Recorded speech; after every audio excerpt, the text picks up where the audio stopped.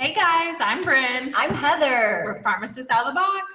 We have such a great show today. I'm so excited. So we actually are interviewing Nathalie Solomon. She's someone I've known for a few years and just connected recently again. And she has an amazing story to tell about being a cannabis pharmacist, or whatever you would call that, or you'll tell us. So what do you consider yourself?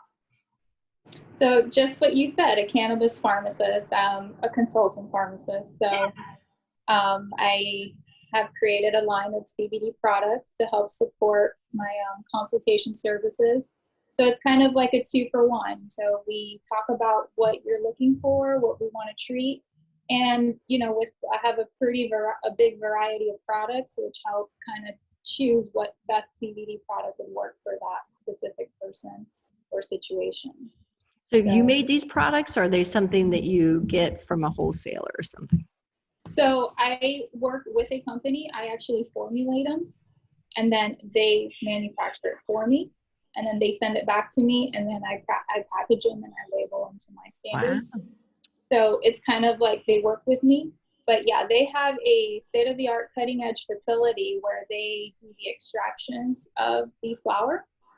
There's different ways to extract the flower, and the way they do it is it yields the highest CBD percentages, which in turn creates a better product. So, and then they also have an in-house lab, so they do all the testing for me as well. So every product is lab tested by batch. So that's part of the labeling requirements that we can get into if you like. Yeah. Well, let's back up a little bit, Nathalie, because you are a pharmacist. You are trained at a very good institution, the University of Florida. And so tell us, did you start out as this, or how did your career start? How did this all happen? Okay, so I worked as a retail pharmacist, which and I still do on the side, but I started in retail. And we all know how stressful retail pharmacy can be. So, my life started unraveling. I became a pharmacy manager, took on a really busy store. I had a baby, marriage, baby, life. And I started developing a lot of anxiety. So I started seeing a doctor in Ocala, and the first thing they tried was buspirone. So I tried buspirone and actually ended up in the hospital with serotonin syndrome, believe it or not. And that really, got me nervous about using any kind of serotonin drugs. So we went and tried Effexor. And I tried Effexor for about 6 months and lost a ton of weight, looked really sickly, and just wasn't healthy at all. So started seeing another doctor in Ocala, and he's more of a natural type of doctor. So he recommended that I look into medical marijuana. So I started to. I went and I got my card, and I did the whole process, and I went to a dispensary and started trying high CBD, low THC products, and I found that worked the best for me. So I enjoyed using the oils and the vape pens at the time, and found a lot of relief, and that worked the best. I didn't have any side effects. I had, I didn't have that sense of feeling, high or anything of that sort, because I made sure to use low THC, and really started getting my life back together. I felt like I was getting a grasp on things, a hold on my life again. So a bit of that, and I also decided to leave the company I was working for at the time. So that kind of had a lot of my stresses were due to that. So, and then started working for a different company, which really helped with my work-life balance. And I got really interested in cannabis. So I started looking into it, and lo and behold, there's 3 states already that allow only cannabis dispensing by a pharmacist. Got really interested by that. Started researching like crazy, and I actually became a student in Orlando. There's a cannabis college called Learn Sativa. This gentleman, he started the school, he founded the school. He is actually one of the writers for the hemp bill program. So he started the Florida hemp program, and which is also known as the Farm Bill. And he actually unraveled all that. So he's very knowledgeable about cannabis and about the business and whatever area you wanted to explore. So I started taking classes with him. You enroll for the semester, and you start becoming knowledgeable. He gives you a line of books to read. He gives you online classes to research, and that's kind of what kickstarted this whole career of mine. Did you have to commute down there? Because I know it's not that far, or was it mostly online based and book based? Both. I did a few, in-house courses because I like that face-to-face contact. And you'd be surprised, it was lawyers, pharmacists, doctors, police officers were all the audience there. And they just wanted to learn about the business because it seems to impact everyone in a different way, in some sort of way. So it's really interesting, and I really love the professors there. They're all very knowledgeable. I email them to this day if I have any questions, and they're very professional. So, How long did you go there? Been there almost 2 years. Been going almost 2 years now. So, I just enroll every semester, whether I go or not. And I usually use all their online courses and anything new that comes up. Or he publishes a couple books a year too. So his name is Patrick O'Ryan. So he's very well known in the cannabis business. He's actually does consulting for Truly, which is one of the bigger medical marijuana dispensaries, and he's very on the top end of the game. So good resource to have. And so you did that, and you weren't working at the other place, right? Yeah. So then what happened? Did you do part-time or full-time in your new job? So I started coming up with my formulations last year. I said, let me start formulating some products. I tested. I purchased what we call a magic butter system. I don't know if you've ever seen them.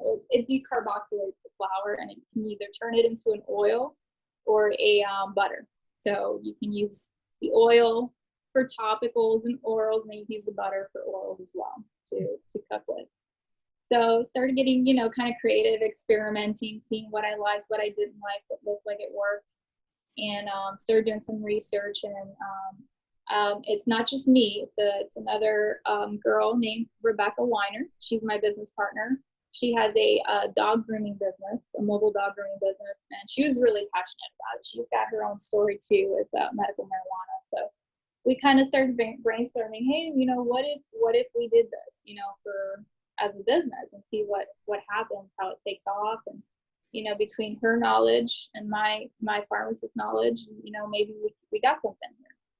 So we're super excited. We started making some edibles, making some creams, topicals, and just kind of testing the waters. And of course, all of our family was our testing subjects and everything. So one thing about CBD, it's completely safe. It's very minimal side effects, and you can't hurt anybody on it. So that's what made me comfortable in exploring this field and seeing what came out of it. But we got really serious at the end of the year and said, what, we need to find a company that can really support what our end goal is. And we did. We went and kind of partnered with this company, and they make really good products, really good stuff. And they allow me to kind of put my 2 cents in, which is great. So it's not like black and white. You either order this is our catalog, you buy what you want. They really allow us some flexibility. So, and allow me to help out with that. So I have a couple of questions. So my first one, I guess, would be more like as a patient. So you started out as kind of a patient using CBD, and you were, if I have the timing right, you were still working for your first community pharmacy. That's right. If you are a pharmacist who uses CBD, is there a risk? I mean, do you have to just be very transparent with who you work for and say, hey, I've got a legal, is it legal? I mean, is it legal? Like, how does that work as a pharmacist who uses CBD in a workspace?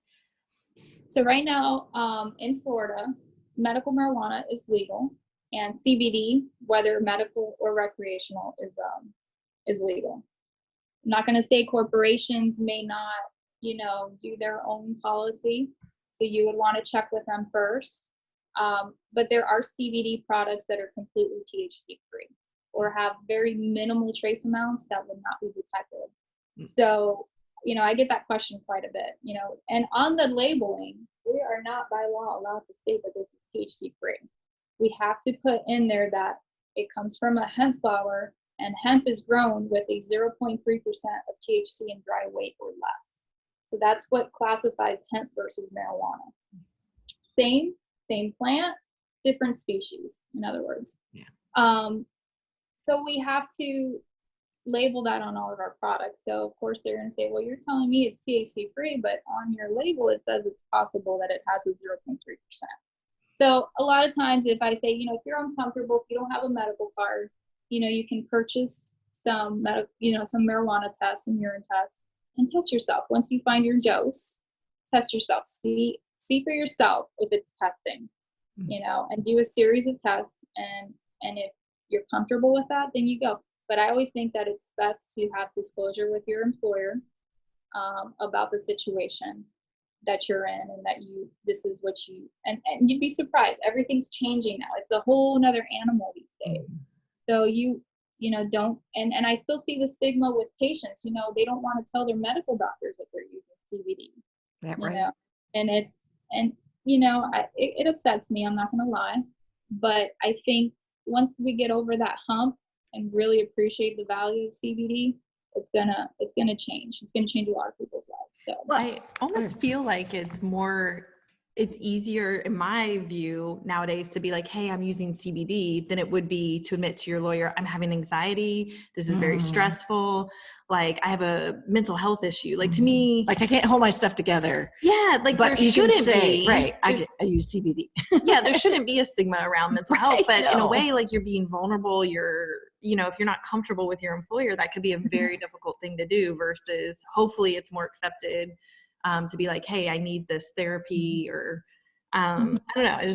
Yeah, exactly. Well, and I think it is getting more traction. Like you talked about the stigmas and so forth. And, I'll just wave in front of the camera here in Jaffa of this month. We're actually filming this. It just came out in the pharmacy today. They both have their focus on these issues on cannabis. So hopefully that stigma, as we start to talk more about it and do more research, which is what these are about, I think maybe the stigma can go away. But that brings me to kind of my second question.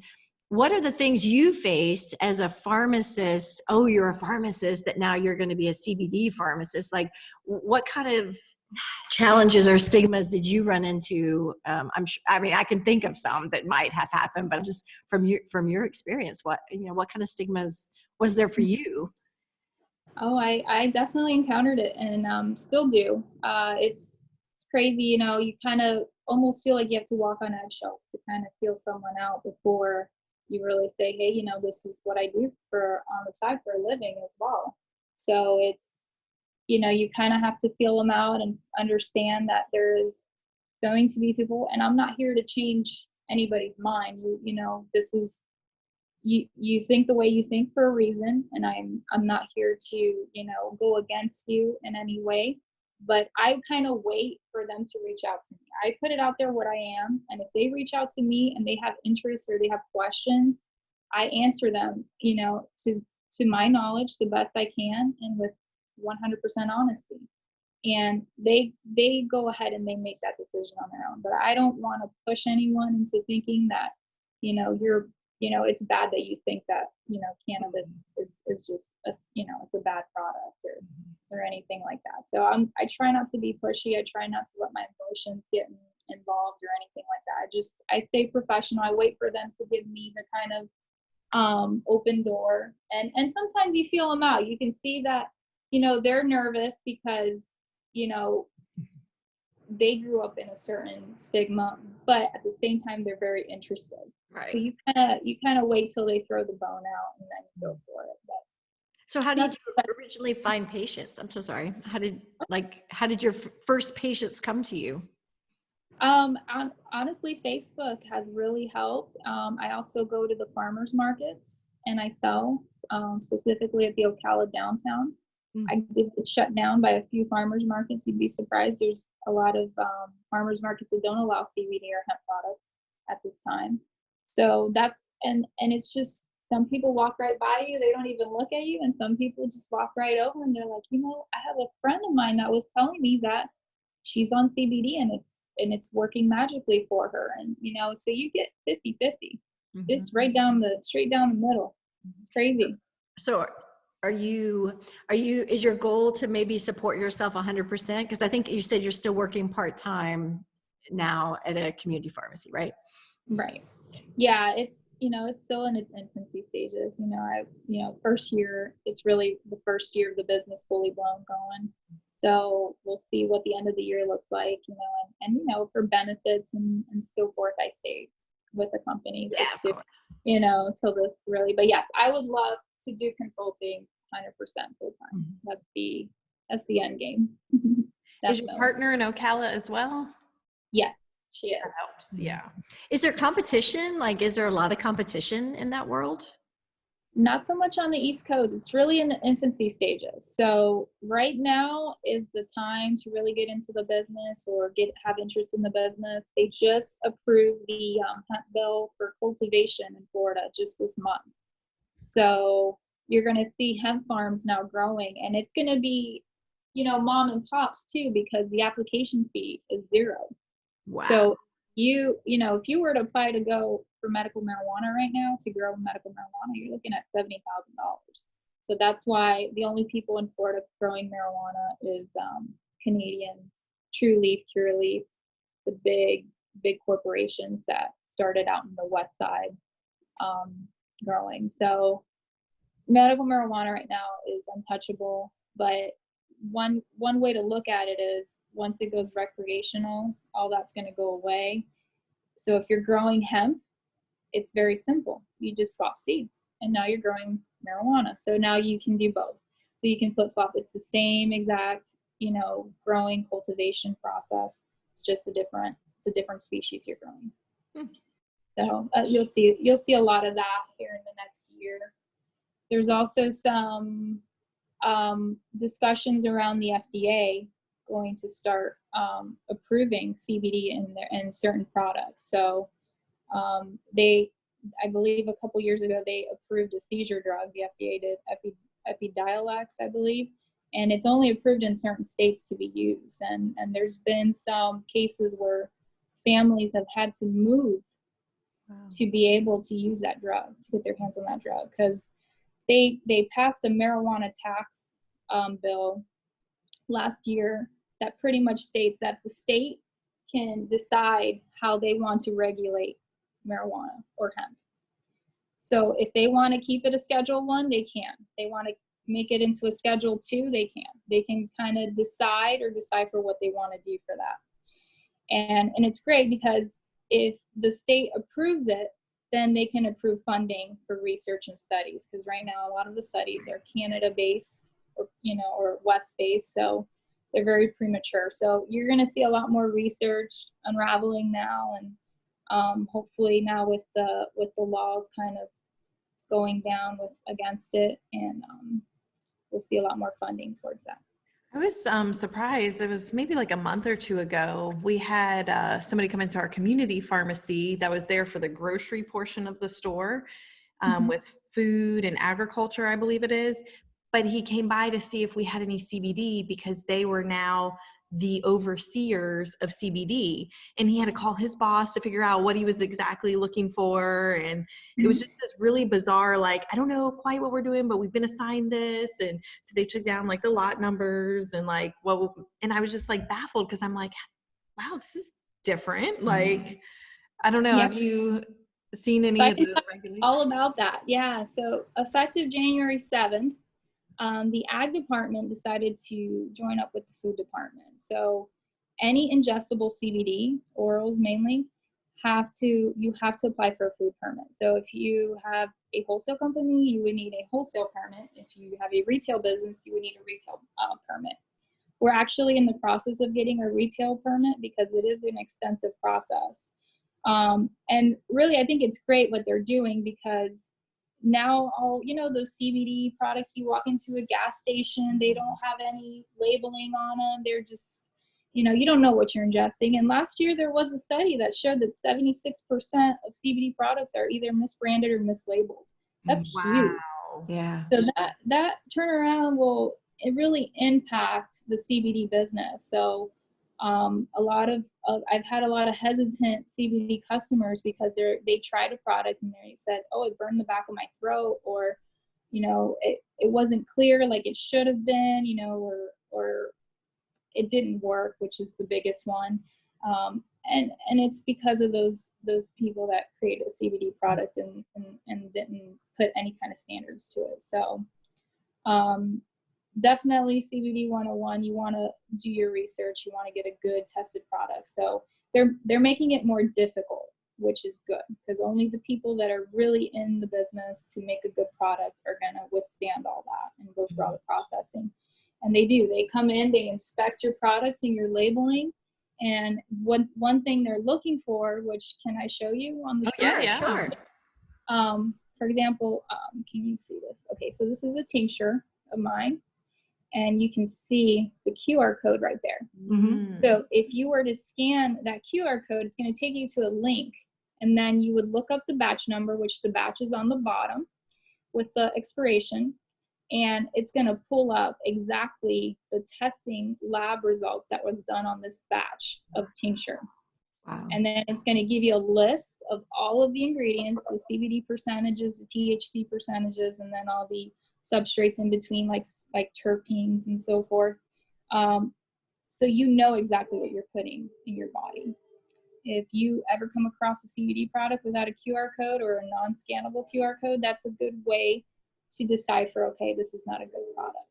So is that a requirement, that code? It is. Okay. It is. Now, as of January 2nd, it is any ingestible CBD. So I think it's a great thing. All right. So, wow. I don't know what else I know to there's say. so much I have questions on. So you going back to the FDA, it is still nationally, federally illegal, but you're saying there's just talk that it's moving in a different direction to be statewide. So right now there's only 3 states that don't have any at all hemp or marijuana that are not allowed at all. Right now Florida is medical marijuana and hemp recreational or medical. So that's where we're at right now with Florida. But federally, they have established where the states can decide for themselves what they want to do, what they want to approve, what they don't want to approve. So that's until we're in sync with everybody, we're going to run into all of this. And then, but they're adding on permits where you need retail or whatever permits because you're ingesting it. That's right. So since it's something ingested, so like all the topical products, they're not gonna inspect. But anything that you're ingesting, the food department will have a say in it, and that goes for pet products too. They are holding pet products at the same exact standard as well, which is great. Well, that's gonna be hard for them because I know our groomer had some for pets. I mean, my groomer's just like a hole in the wall somewhere, like for those agriculture people to find all the groomers or vets or whatever. I mean, I guess just wrangling all that up and making it organized, like you're saying, is going to be a process, I think. And to have like that extra permit. Yeah. Like, I don't know that they probably have no idea that, they're a groomer. January 2nd or so. Yeah, but I'm sure it'll all kind of trickle to everybody, but yeah. Interesting. And then how do you, I guess another burning question I have is like how you find the right dose. A lot of times they're like start low, go slow, change every week, increase it. Yeah, so there's no guidelines. That's because the research is so preliminary that we don't have a good guidance with that. So that's what kind of creates a unique position for me though, because I hold their hand. I literally hold their hand and I say, don't titrate till I tell you, you know what I mean? I'm going to do this with you. I'm going to step by step with you. I do a 1-week check-in just to make sure they're tolerating it. Doesn't mean they have to have any kind of relief just yet, but I want to make sure, you know, I start them really slow, even beneath the labeling requirements, just to make sure. And before we even get started, I get a list of all their medications, because there are drug interactions. There's quite a bit, actually, because this is a very strong CYP inhibitor. So think of anything that is a CYP substrate, it's gonna interact with this or cause some sort of interaction with the other opposing medication they could be on. So what do you use for that? Like, I know in ClinPharm, when I run the interactions, it automatically does marijuana in the interaction. Yeah. Oh, I don't think Facts and Companions does that yet. You don't even push a button like grapefruit juice or food. I mean, it just does it. Does it? Yeah. Wow. It always comes up if there's an interaction. So is that as a pharmacist, is that worthy? I mean, I guess it's in ClinPharm, but I mean, is that what you use, or how do you find those? I don't use ClinPharm. I just have a compilation of all the research that I've done. So if I see a new drug, I have like a list of all of them, all the books that I've been reading. And the biggest one that I come across is warfarin, honestly, that I see clinically, because there's a lot of, okay, this could happen, but the ones that I've seen it affect is the warfarin mainly.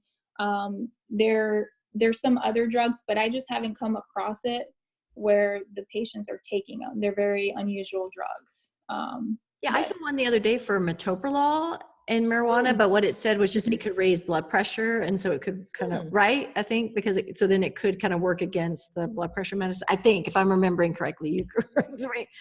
Right. So the way CBD works, or cannabidiol, we have what we call an ECS, an endocannabinoid system. Every human, every animal has one, and it's really unique to you.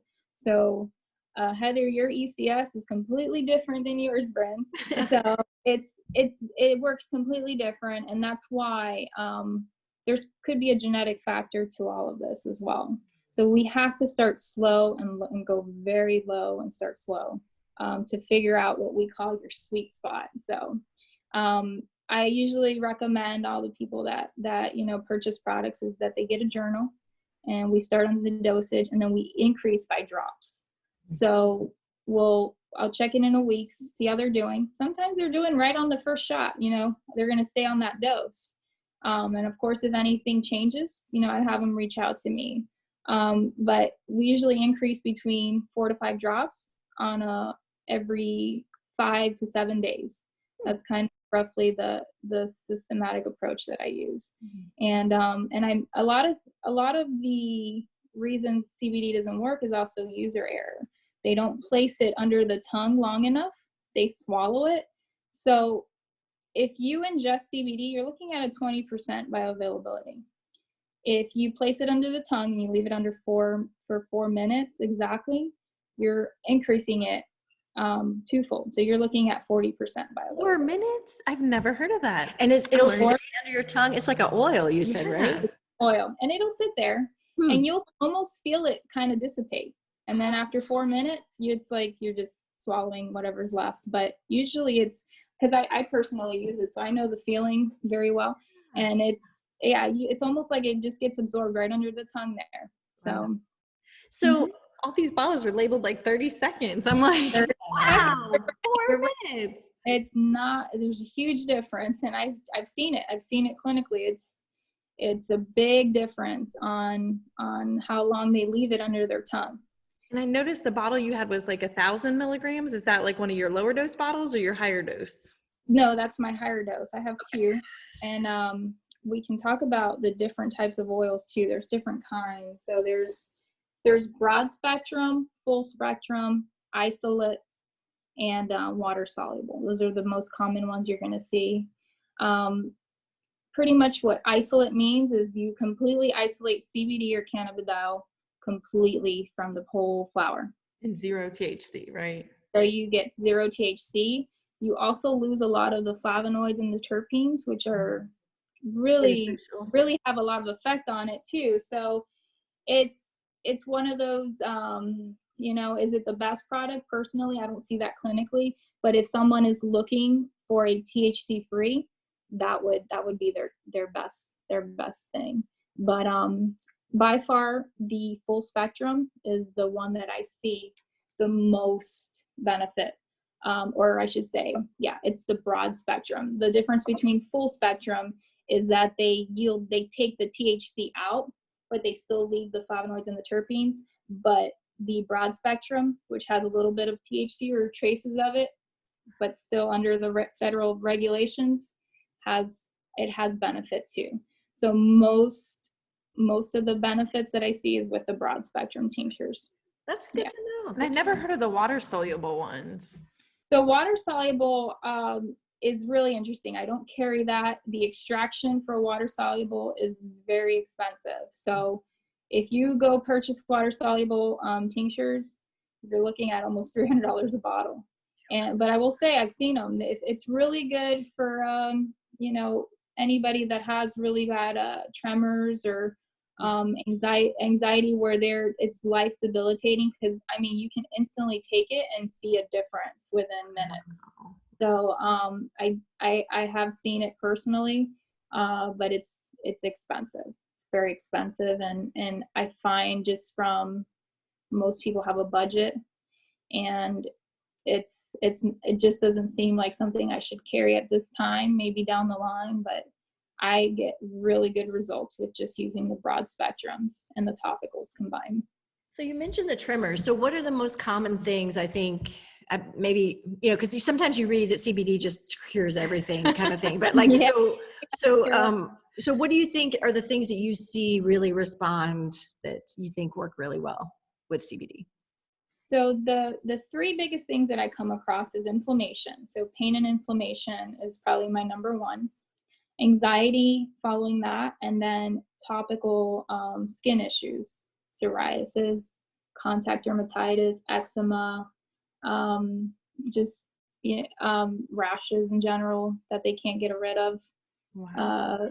Those are probably the three biggest things that I find that I have accrued patients over, and I think that's the most well-studied area too for CBD is those three: the dermatologic, the inflammation, and the anxiety portion. I actually got a email recently for a rheumatic patient, so rheumatoid arthritis. So I'm starting to see some of that too. I've seen some autoimmune deficiencies as well. But they're usually the ones with pain and inflammation involved. So. In the skin ones, are you, is it just topically, or they've seen benefit from both oral and on the skin for psoriasis? So it depends. So if we're just doing some sort of one area, then I just recommend let's start with the topical, and then if no results, then we jump into the oil. But if it's something that it can pop up anywhere in your body, absolutely both. They work synergistically if you use together. So I like that. That is so cool. Yeah, I was gonna say my husband has gout. I mean, he's battled with that for years. It's finally getting better, but we've had to make drastic changes in like our food and everything. So anyway, I was thinking about that for him. Like, so for something like gout, that's pretty localized to his foot, sometimes his ankle, but mostly his foot. Yeah. And so you would recommend just like a topical versus? Yes, absolutely. I would recommend we have two creams. We have a freeze cream that so gout usually causes a lot of heat, right, to the area. So this one would have a cooling effect. And then there's also a cream, a relief cream that you can use for that they have about 500 milligrams of CBD. So pretty good dosing. Yeah. We even have bath bombs. So if he needs a foot soak, that could work. That delivers about 100 milligrams of CBD. He actually has a cream that he uses because he's tried, more than anything else, the CBD cream. Really? Yeah. And we did essential oils. Actually, essential oils like helped better than any other like prescription or anything else. So we first did the essential oils like frankincense and like a lot of these anti-inflammatories in the oil, and that helped a lot. And then he got the CBD cream, the lotion, and he's like, that's the best. Wow. It's crazy. It's not crazy, but it was amazing. So you kind of talked about that, like what we could treat, just I'm thinking as pharmacists listening to this. Anxiety, sleep, pain. And skin. And then you talked about the main interactions. So I'm kind of putting my pharmacist hat on. So the interaction, biggest one you said is warfarin. So are there other kind of just major common things? Is there anything else as a pharmacist we should kind of like keep in the back of our mind? So the best way that I've learned to understand it is really understanding the mechanism of it. Once you kind of get the mechanism, so CBD, believe it or not, does not have a high affinity for the CB1 and CB2 receptors of the ECS, or the endocannabinoid system. So what it does is it allows you to increase the amount of amantadine that we produce. It's one of our neurotransmitters. So that's where you see all the benefits, is by itself, it increases that neurotransmitter, which causes all of these benefits. Helps with anxiety, helps with sleep, helps as the anti-inflammatory benefits to it. So that's really now there's a whole bunch of different cannabinoids in the ECS or out of the flower, but that's probably the number one most understood mechanism right now that we have documented. But there's a lot of questions around that and how that works. And so it's not SIP related, or it is SIP related in some way? So what it does is it increases the other drugs. So it's really not that you're getting a side effect or a problem from the CBD. What it is, let's say you're taking metoprolol. Well, the metoprolol is probably going to require a dose reduction because now the metoprolol is staying in your system longer. So that's what the CBD does. It causes those medications to not get eliminated as quickly. So they linger longer, and that's why you may run across I started taking CBD and then I got hypotensive, or thyroid medication. I started taking my thyroid medicine and my heart started racing off the medication that I've been taking for a very long time, stabilized on. So it's just that those medications are just lingering longer. They're not being eliminated as quickly because the CBD is competing for that, for the SIP substrate. So. And so you just monitor, like you would just say, monitor your blood pressure if it seems to keep going lower, talk exactly. To Yeah. Really, they honestly, most of the time that I'm consulting, they don't have any side effects. They don't have any issues. They don't, I've come across just some warfarin things where it showed up, it does increase your INR, but otherwise there's not been any issues. Knock on wood. And I think it's because I start slow and I titrate with them. And if they have any side effects, any issues, we work on that, but very minimal. I can't tell you how exciting this is because it's awesome. That is so incredible. How quickly or what kind of time frame are you looking at for results for patients? Definitely by the 3-week point, I hope to get them, where they need to. But most of them, they see results within a week. And are you changing other lifestyle factors for them as well? Or are you strictly, this is what we're working on? I encourage, I don't get into that too much, but honestly, especially if you're using it for, let's say, diabetes prevention, because the oils do help reduce sugar cravings, which in turn will help, especially someone that's pre-diabetic and can really turn it around at that point. That's where I find where I'm helping them with lifestyle changes and assisting them with that as well. So this is gonna be a funny question because I'm just goofy, but so is it gonna make people get the munchies? It doesn't, because it's got very low THC. Okay, because there might be that question. And what about like autoimmune patients? I know you said it sounded like you were getting some more of those patients. Are they getting 3-week results or lowering of inflammation? Yeah, so they're actually getting off their steroids. What? And steroids off of them, over years. And you know what steroids can do over time. So they're coming off steroids. It's incredible.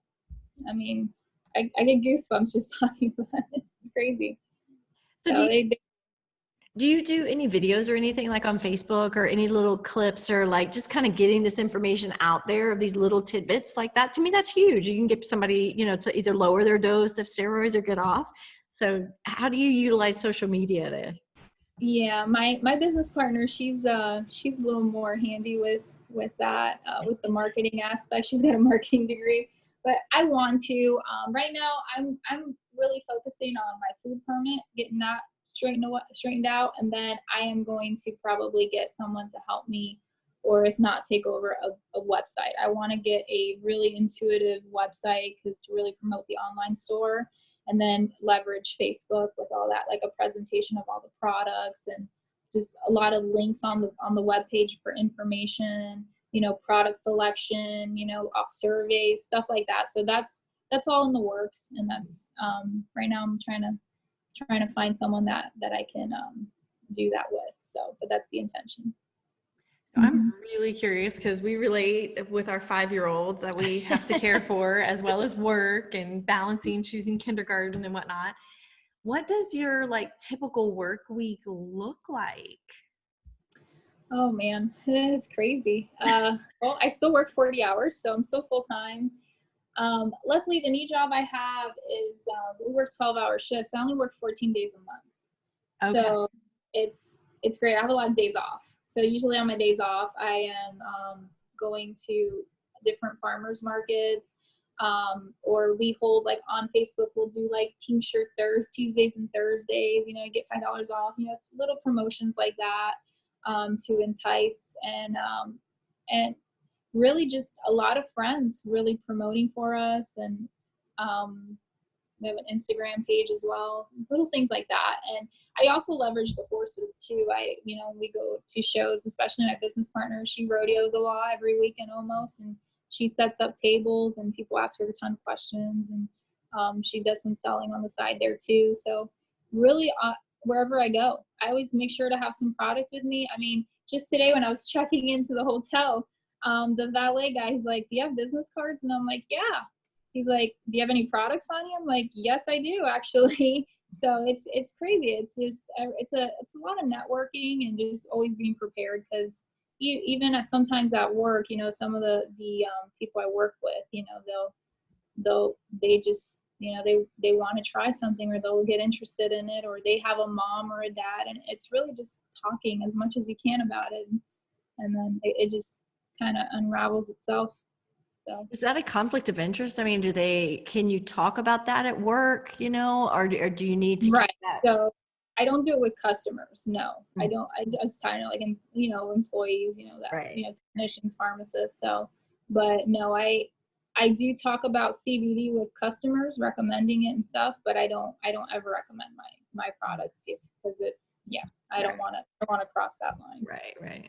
And then do you ever bring your child along with you, farmers markets, or because it's your time is so limited with them, especially if you're already, putting in 40 hours for the health insurance and all the other. You're right. Yeah.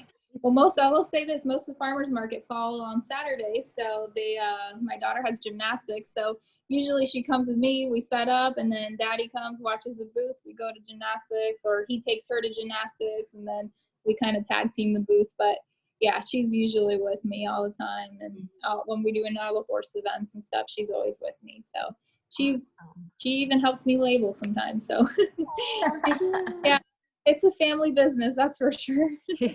And where do you fit in the studying?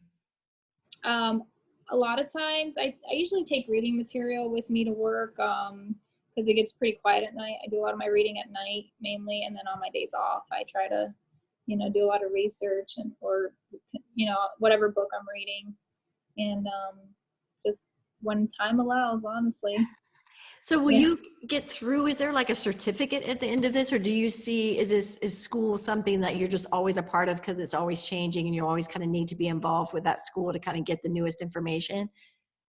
Really, you have to be self-motivated to learn about the business. There's nothing, had I not researched it, or done it, I've been seeing some CEs on maybe CBD and seizures, but there's very limited stuff out there from the pharmacy world, which I hope that changes, Well, maybe you need to do that. Maybe that's your next business, and you need to make something so us pharmacists can watch you and say, "You teach us." Yes. From the pharmacist perspective. Yeah, absolutely. I'd like to get a little more, involved in the field, get some years under my belt, and then, get that rolling for sure. So that brings a good question though, because I think we do have pharmacists, of course, and pharmacy students who listen to us. So if a pharmacist wants to say, I'm kind of interested in this, I've been kind of afraid, but you're going to motivate them to like find out more, what would you suggest from somebody who's just a little curious? Like, do they need to go into the school like you did, or are there things that they can do along the way? What would you suggest for someone like a pharmacist interested in knowing more? I would definitely suggest a cannabis college. You can do a lot of it online. There's online classes, and it's not just the one in Orlando. They're all over the West Coast as well. And you can do a lot of online courses. Also just reading. There's a lot of Canadian journals, a lot. They're way more advanced on us in this topic, I promise you.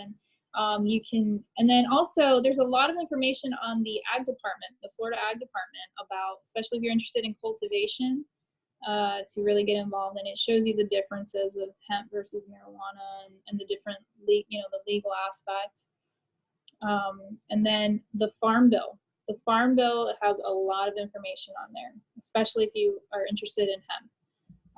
Pretty much, if you follow the Farm Bill, you're in good shape. You're not going to have any trouble. So. One thing, and I know we're asking her so many questions. Everyone. But because I got confused, you said like the license to grow it as an agricultural thing was free, but yet really the only people here are the big companies now that are doing it. So I got kind of confused with that. Like if Bryn and I wanted to, like, she has a lot of property, we're gonna, is it free for us or is it expensive to do? So for hemp, we'll start with hemp. Right now, all you need is a zone agricultural. So you need to register your land with the ag department. And you got to decide, are you going to do indoor or outdoor growing or greenhouse growing, which greenhouse is a little bit in between. It has like natural sunlight, but yeah, it's kept indoor in a sense. And you want to apply for your permit. So you do an application online through the Department of Agriculture, and they'll issue you a permit to cultivate. You don't need any nursery background. All you need is a zone, ag, and registered property with the ag department. And really that's just for monitoring reasons, because you're going to have to come up with a whole plan on how to remove it. Because let's say, for example, you accidentally grow marijuana. Well, now you got to completely kill your whole crop, and you need to have some sort of a disposal system. So that's all regulated by the state as well. So you need a plan for that. If you're doing indoor growing, you need to set up the minimum construction standards and all that. You have to meet all that. The lighting, the water, the air filtration, all that sort of stuff for growing. So just the expense of the growing it by the regulations that they're going to give you, kind of thing. That's interesting. Mm-hmm. And then you can sell it to whoever. Yeah, I mean, as long as you have a permit to a retail, especially if you're doing, food related, you just need your food permit to sell retail. And then if you sell wholesale, then there's a separate permit for that. Gotcha. So, sorry, I didn't mean to get and all that technical, but because I just remember when it kind of started happening in California, we were actually out that way, and like people were saying like, that's the new big thing, like, we're going to grow marijuana and like that's going to be the next big money maker kind of thing. Anyway. Very interesting. So do you have plans to grow, or are you still like your contact where you're able to customize your products? We've been considering it because we do have the property and we can definitely get involved with that. It's really time right now. This is kind of starting to really get busy and take up whatever spare time I have, but we're kind of deciding right now. That's kind of where my husband would really like to get involved with that, and he would be really great because he can do it. He's very handy. Mm-hmm. Like, and you had mentioned earlier, you have like around 100 patients. Are those all active, or like how many patients do you see a week, and for how long? Maybe 10 a week. I try to keep my consultations within 10 a week because that's what I can handle right now. But I would say we're about at the 100 mark as far as, whether they're, doing good, on their own right now, or I'm still kind of babysitting them through the steps. But I imagine it could be, especially for you making the product or helping design the product. I mean, it could be a residual, like a passive income eventually for you, or the patient's doing fine. They just keep getting the same dose, whatever. Yeah. Okay. That's kind of right. Right. Yeah, absolutely. So that's the end game, for them to find the product that works best for them, and then for them to stay on it, of course. That's the end game for them.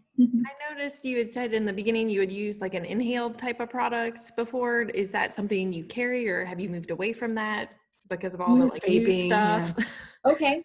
Yeah, we can talk about. I do carry inhalation products. So we actually purchase flower from a company in Vermont. The flower's grown on the mountainside of Vermont. So the water, the air, everything is natural. And they have harvested a very nice flower, and it yields almost 20% CBD, which if most CBD flowers, they're lucky to yield anywhere between 14 or 15%. So this flower is really unique, with high CBD and a very low THC. So it has to meet the hemp guidelines, which would be so there's a delta 9 THC that you would see on what we call a certificate of analysis, which is when you sample out the flower. That's the lab results that come with it. And then there's a signed document by an inspector from the ag department that certifies that this is a hemp product and not a marijuana product. So those two pieces of information come with every purchase of the flower. That way you know that what you are smoking is hemp and not marijuana. So I always do recommend don't flaunt it in front of a police officer or try to get in trouble, because it does look and smell just like marijuana. So, but legally there's nothing they can do if you have that paperwork with you. And that's currently what we suggest. Our most popular, which I have right here, this is our pre-roll. And that's probably the most popular, because most people they don't know how to roll their own pre-roll. So we do the work for them, and it's light and go. And this is about 15 minutes. It's not a vape product then. It's actually a roll. No, I don't with all the vape issues going on, I try to stay away from that. I don't, for liability reasons, I don't want to get caught up with that. And smoking the flower from its natural way is the way to go. You get more benefit. And then I have like some technical questions. Like, like when you guys did your partnership, is it like an LLC? Did you get a lawyer, CPA? What do you use for your bookkeeping? It seems like you got invoices you got to keep track of, like all these like certificates. Yeah, we did an LLC right there with Sunbiz. Nice.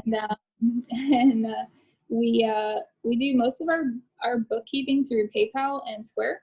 So all of our, most of our purchases. And then if we do any kind of cash invoices or checks, we do a paper invoice. But we hold each other's same standard, whatever we sell, we document, and then we keep a physical inventory, and we go from there.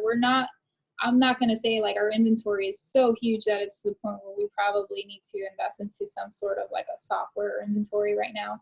But we have a pretty good relationship with our company that we use that manufactures, and they have like a 2-day turnaround. So it's, if we run out for some reason, we can reorder and stock back up instantly. So we try not to keep way too much, that it requires a huge space for storage or bookkeeping, that sort of thing. And I guess, because I was thinking, like, do you have to have, like, since you're consulting with patients and asking about their meds and that sort of thing, like, do you have to keep a record, of the patient and their information? But you're not selling, I guess, a prescription drug. I'm not. Right. So really, I'm just offering counseling and advice and help with selection of products. I mean, really to this day, there's nothing legally that, that I operate off of. I mean, it helps that I'm a pharmacist, I say, just because they can trust me. They feel more comfortable sharing that information with me as a provider. But otherwise, there's really nothing that states that I legally need to do this. I mean, you can go, anybody that sells CBD. Right. You don't have to be a pharmacist. Yeah, don't have to be a pharmacist, not in the state of Florida at least. So really, you can get counseling and products from non-pharmacist individuals if need be, if they have a dispensary or a CBD dispensary. In your packaging and logo, I heard you say your daughter helps you with that. So is it like they send you like blank bottles and you label them, or you label over the labels? Right. No. Some of it comes prepackaged. Some of them we package ourselves, or we change the packaging on it depending what we like. But yeah, no, we self-label everything. I make my own labels and everything. I've looked into labeling companies, and honestly, I figured out how to do it myself. So it's one less cost to worry about, and I kind of like it because it's personal. You know, I feel like I had my 2 cents on it, so I like it. I had a question about the growing aspect. Do you know if deer like hemp plants, or what animals might get into your potential crop? So that is what makes this plant so unique. There's something called terpenes, and there's something called terpenes that the plant also releases, and it's like it's protection. And it's the smell that you get from marijuana or from hemp that protects it from all of the animals, insects, and all sorts of problems that it could have. So that's really what we're doing. So, hi. That's my daughter. Sorry, they just walked in. Well, we're gonna let you go. I know you need to go soon, but you had the book you were going to show us? Oh, sure. Really liked resources. Yes. This is the book that really started it all for me. It's a Healing with CBD. It's a great information book about, the laws, how CBD started, when it was used like way before our time, and all the health conditions. There's even drug interactions in here, and it's a great overall book. So Healing with CBD. Awesome. It's blue, and it's by it's Eileen Konieczny is an RN, and Lauren Wilson are the authors. Cool. CBD. We can put that information on the information thing. Yeah. And then our big question, Yes. we always ask the real important question. Self-care. How do you take care of yourself? You're like powerhouse mama. Yeah, so I use the oil. The oil is, I use a 1,000 milligram CBD oil, and I do half a ml twice a day, morning and night. I sleep like a baby. I handle anxiety like a pro. And sometimes I use mints. I have CBD mints for like in the moment. So these get sublingually, and it just delivers 10 milligrams. And if I am having a little bit of a more stressed day or need a little extra, that's kind of like what I go to for that. But, And then what do you do for fun though? Like mentally, that's not like medication. yeah. Well, the horses, when I'm not being a mom or being a wife or being a pharmacist, the horses, that's really what keeps me motivated and going, and really helps me to disconnect from the world. So that's me time right there. Yeah. That's awesome. Well, thank you so much. This was very informative. I think if somebody wants to get in touch with you, would you like us just to add your LinkedIn profile so they can get to you that way, or how would you want us to guide them to you? If I send you a copy of the business card, is that possibly? Yeah, we can put that information on there. Yeah. Sure. Okay. Yeah, so we'll do that, and all of our website information and Facebook pages on there.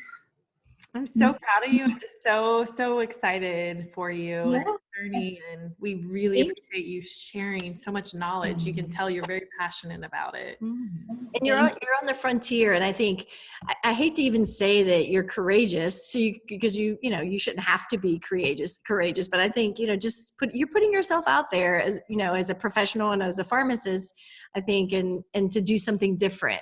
And yet those are the people who are on the cutting edge, like that edge that's moving and growing. So congratulations, and be really proud of yourself. Yeah. Yeah. And if you guys ever have any questions, let me know. Absolutely. Involved with the field, and hopefully it's changing in a good direction, it looks like. So yeah. Maybe we'll have to hit you up in a year or so and just get an update or something. Yeah. So cool. Yeah, that would be a great idea. Awesome. All right. Well, thank you so much, and enjoy your wedding where you're at. Thank you. I look forward to it. Thank you. All right. Pharmacists Out of the Box. I'm Bryn. I'm Heather. We'll see you next time. Bye, guys. Bye.